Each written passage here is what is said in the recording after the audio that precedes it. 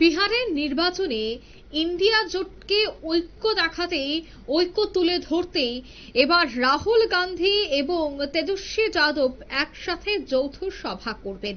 বিহারের মুজাফফর এবং দারভাঙ্গায় হবে এই জনসভা। আগামী 29শে অক্টোবর কংগ্রেস এবং আরজেডির যৌথ জনসভা। বিস্তারিত জানবো, টেলিফোন লাইনে যুক্ত হয়ে গেছে প্রতিনিধি শেখ মনিরুল। মনিরুল, ঠিক কি জানতে পারছো?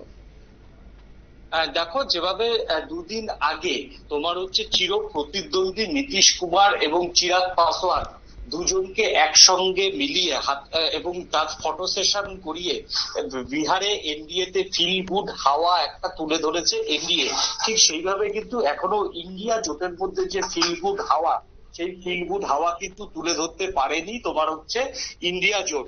এবং রাহুল গান্ধী এখনো পর্যন্ত বিহারের কংগ্রেসের যে তোমার যে কোনো প্রচারে অংশগ্রহণ করেনি।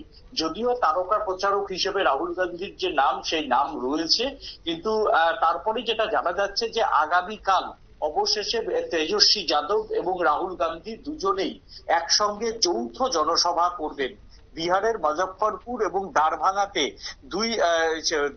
বিহারের এই দুই জায়গাতে প্রথমে একটি জনসভা করবেন। আবার এখান থেকে শোনা যাচ্ছে যে বেশ 10 কিলোমিটারের মতো, মুজফ্ফরপুরে 10 কিলোমিটারের মতো একটি কিন্তু তোমার যৌথ র্যালিও করবেন তেজস্বী যাদব এবং তোমার রাহুল গান্ধী।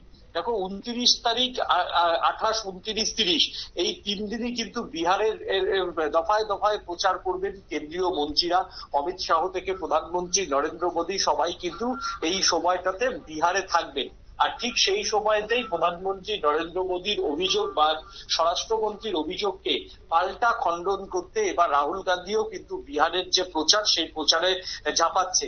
আগামীকাল মুজফ্ফরপুরে রাহুল গান্ধী এবং তেজস্বী যাদব একই মঞ্চে থাকবেন এবং সেখানে একটি 10 কিলোমিটার একটা র্যালি করার কথাও রয়েছে।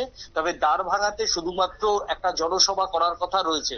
অর্থাৎ ইন্ডি জোটের যে ফিল গুড হাওয়া, অর্থাৎ তোমার বামেদের সঙ্গে, কংগ্রেসের সঙ্গে বা তোমার আরজেডির সঙ্গে যে কোনো দূরত্ব নেই, সেটাই জনমানুষের কাছে তুলে ধরতে আগামীকাল এই দুই নেতা কিন্তু যৌথ সভা করছেন এবং যৌথ র্যালিও করছেন। এবং সেই সঙ্গে প্রধানমন্ত্রী নরেন্দ্র মোদী অমিত শাহকে আগামীকাল তারাও তোমার আগামীকাল থেকে তারাও বিহারের মাটিতে প্রচার করবেন টানা 3 দিন। এবং শেষ মুহূর্তের যে প্রথম দফার যে নির্বাচন, সেই নির্বাচনের শেষ মুহূর্তের প্রচারে কিন্তু এবার ঝড় তুলতে অবশেষে তেজস্বী এবং রাহুল গান্ধী দুজনেই কিন্তু এক মঞ্চে থাকছেন। একদমই, ধন্যবাদ। অর্থাৎ আগামী 29শে অক্টোবর কংগ্রেস এবং আরজেডির যৌথ জনসভা হতে চলেছে। আর যৌথ এই জনসভায় ঐক্য তুলে ধরার চেষ্টা করছে ইন্ডিয়া জোট, এমনটাই মনে করছে রাজনৈতিক বিশ্লেষকরা।